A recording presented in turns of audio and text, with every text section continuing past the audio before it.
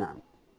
أحسن الله إليكم. رسالة وصلت من السائل أيضا عمر يقول: هل يكون التكبير في عيد الفطر وعيد الأضحى بعد الصلاة جماعة أو منفردا؟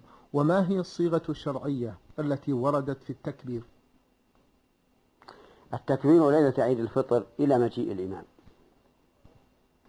وصفته أن يقول: الله أكبر الله أكبر لا إله إلا الله والله أكبر الله أكبر ولله الحمد، أو يقول: الله أكبر الله أكبر الله أكبر لا إله إلا الله والله أكبر الله أكبر الله أكبر ولله الحمد، أو يقول: الله أكبر الله أكبر الله أكبر لا إله إلا الله والله أكبر الله أكبر ولله الحمد.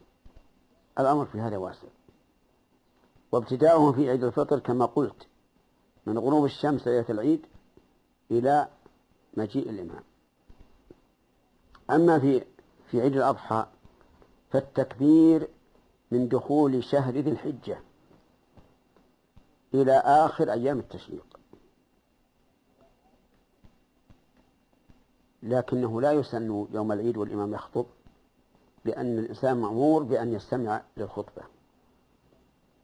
أما التكبير الجماعي بصوت واحد فهذا ليس من السنة، بل كل واحد يكبر وحده لنفسه. هذا التكبير يسن للرجال أن يجهروا به، وأما النساء فلا تجهروا به، لا في البيت ولا في السوق.